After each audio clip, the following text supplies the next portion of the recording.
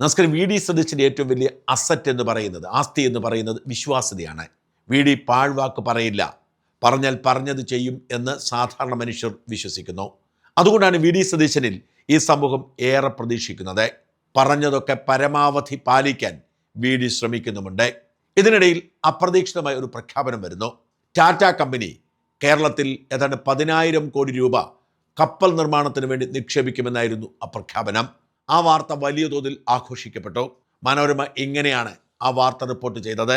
കേരളത്തെ ചേർത്ത് പിടിച്ച് ടാറ്റ, സ്വർണത്തിന് പിന്നാലെ ഇനി കപ്പലും, കേരളത്തിൽ 10,000 കോടി നിക്ഷേപിക്കുമെന്ന് വി ഡി സതീശൻ. കപ്പൽ നിർമ്മാണ മേഖലയിൽ കേരളത്തിൽ വൻ നിക്ഷേപം നടത്താൻ താല്പര്യം പ്രകടിപ്പിച്ച് ടാറ്റ ഗ്രൂപ്പ്. സംസ്ഥാനത്ത് 10,000 കോടി രൂപ നിക്ഷേപം നടത്താൻ ടാറ്റ ഗ്രൂപ്പ് സന്നദ്ധത അറിയിച്ചിട്ടുണ്ടെന്ന് മുഖ്യമന്ത്രി വി ഡി സതീശൻ പറഞ്ഞു. ടാറ്റയുടെ അപേക്ഷ വിശദമായി പരിശോധിച്ച് ഭൂമി നൽകുന്നതടക്കമുള്ള കാര്യങ്ങളിൽ 1 മാസത്തിനകം തീരുമാനമെടുക്കും.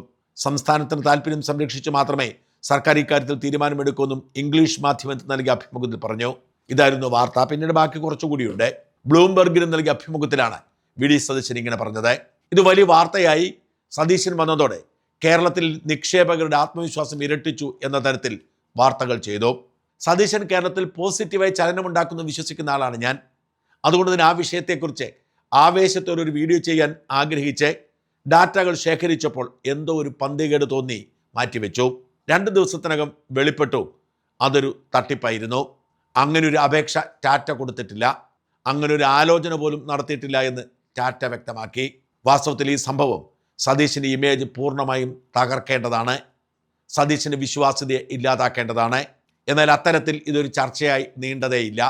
അതിനിടയിൽ അപ്രതീക്ഷിതമായി മറ്റൊരു വിവാദമുണ്ടാകുന്നു. അലോഷ്യസ് സേവ്യർ എന്ന KSU നേതാവ് വി ഡി സതീശനെതിരെ രംഗത്ത് വരുന്നു. ഗവൺമെന്റ് പ്ലീഡർ നിയമനത്തിൽ ഒരു SFI-കാരി കയറി പറ്റിയതാണ് അലോഷ്യസ് സേവ്യറെ ആകുലപ്പെടുത്തിയത്. ജിയോണോ ജെയിംസ് എന്നായിരുന്നു ആ SFI വനിതാ നേതാവിൻ്റെ പേര്. അവർ തിരുവനന്തപുരം ലോ കോളേജിൽ പഠിച്ചിരുന്നപ്പോൾ SFI വനിതാ നേതാവായിരുന്നു എന്ന് മാത്രമല്ല, പിന്നീട് CPM അഭിഭാഷകൻ ജൂനിയറായി KSUക്കാർക്കെതിരെയും കോൺഗ്രസ്സുകാർക്കെതിരെയും രംഗത്ത് വന്നിട്ടുണ്ട്. അലോഷ്യസ് സേവ്യർ പരസ്യമായി വിമർശനം നടത്തുന്നു. മാധ്യമങ്ങൾ ആവേശത്തോടുകൂടി KSU വി ഡി സതീശൻ്റെ രംഗത്തെ എന്ന തരത്തിൽ വാർത്ത കൊടുക്കുന്നു. അതിനിടയിൽ തേവര കോളേജിൽ വെച്ച് വി ഡി സതീശൻ അലോഷ്യസ് സേവ്യറെ കണ്ടിട്ടും കണ്ടില്ലെന്ന് നടിക്കാതെ പോകുന്ന ദൃശ്യങ്ങൾ കൂടി പുറത്തു വരുന്നു. ഇതോടെ ആ വിഷയത്തിന് ചൂടുപിടിക്കുന്നു, വലിയ വാർത്തയാകുന്നു, മാധ്യമങ്ങൾ ചർച്ച നടത്തുന്നു, സതീശനെതിരെ വലിയ കോലാഹലം ഉണ്ടാവുന്നു. വാസ്തവത്തിൽ സതീശൻ്റെ കൂർമ്മ ബുദ്ധി ആരും തിരിച്ചറിഞ്ഞില്ല. സതീശന് ഏറ്റവും വേണ്ടപ്പെട്ടവരിൽ ഒരാളാണ് അലോഷ്യസ് സേവ്യർ. അലോഷ്യസ് സേവ്യർ വലിയൊരു പ്രതിസന്ധിയിൽ സതീശനെ രക്ഷിക്കാൻ ചാടിയിറങ്ങിയതാണ് എന്നതാണ് വാസ്തവം. ടാറ്റ കപ്പൽ നിർമ്മാണ പ്രഖ്യാപനം സതീശിൻ്റെ വിശ്വാസ്യത ഇല്ലാതാക്കുന്ന സാഹചര്യമുണ്ടായപ്പോൾ അതിൽ നിന്ന് രക്ഷിക്കാൻ വേണ്ടിയാണ് അലോഷ്യസ് സേവ്യർ ചാടിയിറങ്ങിയത്. ആ വിവാദം കൊഴുപ്പിക്കാൻ സതീശൻ ബോധപൂർവം അലോഷ്യസിനെ ഗൗനിക്കാതെ പോയി വാർത്തയുണ്ടാക്കുകയും ചെയ്തതോടെ എല്ലാവരും ടാറ്റ വിവാദം മറന്നുപോയി. എന്ന് മാത്രമല്ല, സതീശനെ പിന്തുണയ്ക്കുന്ന ഡീൻ കുര്യാക്കോസ് ഈ വിവാദത്തിൽ പങ്കുപറ്റുന്നു. ബാബുവാണ് ഡീൻ കുര്യാക്കോസിന്റെ പേര് പറയാതെ അദ്ദേഹത്തെ വലിച്ചെടുത്തത്. ജിയോണോ ജെയിംസിനെ ശുപാർശ ചെയ്തത് ഡീൻ കുര്യാക്കോസ് ആണെന്ന് ബാബു പറയാതെ പറയുകയും ഡീൻ കുര്യാക്കോസ് ആ പിതൃത്വം ഏറ്റെടുക്കുകയും ചെയ്യുന്നു. എന്നാൽ എന്തുകൊണ്ടാണ് താൻ ഇങ്ങനെ ഒരു SFI നോമിനേറ്റ് ചെയ്തതെന്ന് ഡീൻ കുര്യാക്കോസ് ഇതുവരെ വെളിപ്പെടുത്തിയിട്ടില്ല. ഇതൊക്കെ വ്യക്തമാക്കുന്നത് ഇവർ കരുതിക്കൂട്ടി സൃഷ്ടിച്ച ഒരു വിവാദമായിരുന്നു ഇതെന്നാണ്. വിവാദം ഏതാനും ദിവസങ്ങൾ നീണ്ടു നിൽക്കുന്നു. ഒടുവിൽ അലോഷ്യസ് സേവ്യറിനെ വി ഡി സതീശൻ വിളിച്ചു വരുത്തി ചർച്ച നടത്തുന്നു. എന്നിട്ട് അലോഷ്യസ് സേവ്യറിനോട് പറയുന്നു എടുത്ത തീരുമാനത്തിൽ മാറ്റമൊന്നുമില്ലെന്ന്. ഇതോടുകൂടി വിവാദം കെട്ടടങ്ങുന്നു. സതീശന്റെ വിശ്വാസ്യതയെ ബാധിക്കുന്ന ടാറ്റ കപ്പൽ വാഗ്ദാനവും ചർച്ചകളിൽ നിന്നും പിന്മാറുന്നു. യഥാർത്ഥത്തിൽ ഗവൺമെന്റ് പ്ലീഡർ നിയമനം വലിയൊരു വിവാദ വിഷയം തന്നെയാണ്. ഇത് ഒരു SFI-കാരി എടുത്തതിൽ അവസാനിക്കേണ്ടതല്ല. ഇടതുപക്ഷത്തോട് മാത്രമല്ല, BJPയോടും ചേർന്നു നിന്ന് പലരും ഗവൺമെന്റ് പ്ലീഡർമാരെ നിയമിക്കപ്പെട്ടിട്ടുണ്ട്. ഹൈബീഡിന്റെ ഭാര്യയ്ക്ക് നിരവധി നഗരസഭകളുടെ സ്റ്റാൻഡിംഗ് കൗൺസിൽ പദവി കൊടുത്തിട്ടുണ്ട്. ഇതൊക്കെ വിവാദമാവേണ്ടതാണ്. എന്നാൽ ഇതൊന്നും ആവാതെ ഈ ഒരു വിഷയം മാത്രം വിവാദമാവുകയും അലോഷ്യസ് സേവ്യർ ആ വിവാദത്തിലെ നായകനാവുകയും ചെയ്തതാണ് സംശയം ഇരട്ടിപ്പിക്കുന്നത്. അല്ലെങ്കിൽ ഹസീന മുനീർ എന്ന് പറയുന്ന ഒരു മുൻ മഹിളാ കോൺഗ്രസ് നേതാവ് എങ്ങനെയാണ് ഗവൺമെന്റ് പ്ലീഡറായത് എന്ന് മാത്രം ചിന്തിക്കുക. ഹസീന മുനീർ 2023 വലിയൊരു വിവാദത്തിൽ ചെന്നപ്പെട്ടിരുന്നു. ആലുവയിലെ ഒരു 5 വയസ്സുകാരി അതിഥി തൊഴിലാളി അതിക്രൂരമായ ലൈംഗിക പീഡനത്തിനിരയായി മരിക്കുന്നു. ആ കുടുംബത്തെ സഹായിക്കാൻ വേണ്ടി സർക്കാർ കൊടുത്ത 1,20,000 രൂപ അടിച്ചുമാറ്റി എന്ന കേസിൽ ഇവർ പ്രതി ചേർക്കപ്പെട്ടതാണ്. പിന്നീട് പണം തിരിച്ചടച്ച് ഒരു വിധത്തിൽ തലയുരിയതാണ്. ഹസീന മുനീറിനെ കുറിച്ച് അന്ന് വന്ന വാർത്തകളാണ് ഞാനിപ്പോൾ പ്രേക്ഷകരെ കാണിക്കുന്നത്. അതിൽ മനോരമയിൽ വന്ന വാർത്ത വായിച്ചു കേൾപ്പിക്കാം. നഷ്ടപരിഹാര തുകയിൽ നിന്ന് 1.2 ലക്ഷം തട്ടി മഹിളാ കോൺഗ്രസ് നേതാവിന് സസ്പെൻഷൻ. ആലുവയിൽ കൊല്ലപ്പെട്ട 5 വയസ്സുകാരുടെ കുടുംബത്തിന് സർക്കാർ നൽകിയ നഷ്ടപരിഹാര തുക തട്ടിയെടുത്തെന്ന ആരോപണം നേരിടുന്ന മഹിളാ കോൺഗ്രസ് ജില്ലാ സെക്രട്ടറി ഹസീന മുനീറിനെ സസ്പെൻഡ് ചെയ്തു.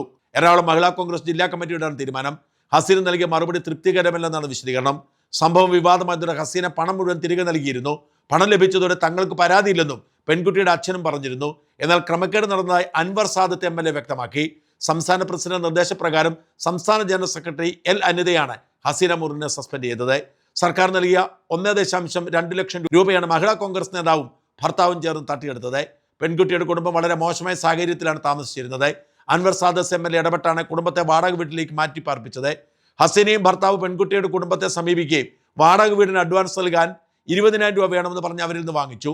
പിന്നീട് MLA തുക ഇവർക്ക് തിരികെ നൽകിയെങ്കിലും അത് തിരികെ പെൺകുട്ടിക്ക് വീട്ടുകാർക്ക് ലഭിച്ചില്ല. പിന്നീട് ഗൃഹോപകരണങ്ങളും മറ്റും വാങ്ങാനെന്ന് പറഞ്ഞ് തുടർച്ചയായി 6 ദിവസം പെൺകുട്ടിയുടെ കുടുംബത്തിലും 20,000 രൂപ വീതം വാങ്ങി. പറ്റിക്കപ്പെടുകയാണെന്ന് പെൺകുട്ടിയുടെ അച്ഛൻ മനസ്സിലായപ്പോൾ അയാൾ MLA സമീപിച്ചു. MLA ഇടപെട്ടതോടെയാണ് 70,000 രൂപ തിരികെ നൽകിയത്. നോക്കൂ, 1,20,000 രൂപ അടിച്ചു മാറ്റുന്നു, 70,000 രൂപ തിരിച്ചു കൊടുക്കുന്നു. ഇപ്പോഴും പത്രങ്ങളിൽ വാർത്തയുണ്ട്. അന്ന് പുറത്താക്കപ്പെട്ട ഹസീന മുനീർ ഇപ്പോൾ ഗവൺമെന്റ് പ്ലീഡർ തസ്തികയിൽ കയറിയിട്ടുണ്ട്. ഇതൊന്നും ആരും വിവാദമാക്കുന്നില്ല. വിവാദമായത് ഒരു പഴയ SFA കാരി പിന്നീട് 2022 ലോയേഴ്സ് യൂണിയൻ അംഗമായി. യഥാർത്ഥത്തിൽ സംഭവിച്ചത് എന്താണ്? VD സതീശന് വളരെയേറെ പ്രിയപ്പെട്ട അനൂപ് നായർ എന്നൊരാൾ 2 വർഷം മുമ്പ് ഇന്ത്യൻ ലോയേഴ്സ് കോൺഗ്രസിന്റെ ഹൈക്കോടതി യൂണിറ്റ് പ്രസിഡന്റ് ആവുന്നു. ഈ അനൂപ് നായരെ സംസ്ഥാന അറ്റോർണിയായി VD സതീശൻ നിയമിക്കുന്നു. ഈ അനൂപ് നായരാണ് വാസ്തവത്തിൽ ഈ ഗവൺമെന്റ് പ്ലീഡർ ലിസ്റ്റ് ഉണ്ടാക്കിയതും ആളുകളെ തീരുമാനിച്ചതും. അതിൽ CPMകാരും BJPക്കാരും ഉൾപ്പെടെ നിരവധി പേർ കയറിപ്പറ്റി. അതിന് പിന്നിൽ ചില ദുരൂഹമായ സാമ്പത്തിക ഇടപാടുകൾ ഉണ്ട് എന്ന ആരോപണം അന്തരീക്ഷത്തിലുണ്ട്. ഇന്ത്യൻ ലോയേഴ്സ് കോൺഗ്രസ് ശുപാർശ ചെയ്തതുകൊണ്ടാണ് എന്ന് പറയുന്നത് ഈ അനൂപ് നായരെ കൊണ്ട് ശുപാർശ ചെയ്യിപ്പിച്ചാണ്. ഇന്ത്യൻ ലോയേഴ്സ് കോൺഗ്രസിന്റെ സംസ്ഥാന കമ്മിറ്റി കൊടുത്ത ഒരു ശുപാർശയും പരിഗണിച്ചില്ല എന്ന് അവർ തന്നെ വെളിപ്പെടുത്തുന്നുമുണ്ട്. എന്തായാലും ഗവൺമെന്റ് പ്ലീഡർ തസ്തികയിലേക്ക് ആസൂത്രിതമായി നടത്തിയ നിയമനവുമായി ബന്ധപ്പെട്ട വിവാദം അലോഷ്യസ് സേവ്യറിലൂടെ വെളുപ്പിച്ചെടുക്കാൻ, ടാറ്റയുമായി ബന്ധപ്പെട്ട ആരോപണം അവസാനിപ്പിക്കാൻ VD സതീശന് കൂർമ്മബുദ്ധിക്ക് കഴിഞ്ഞു.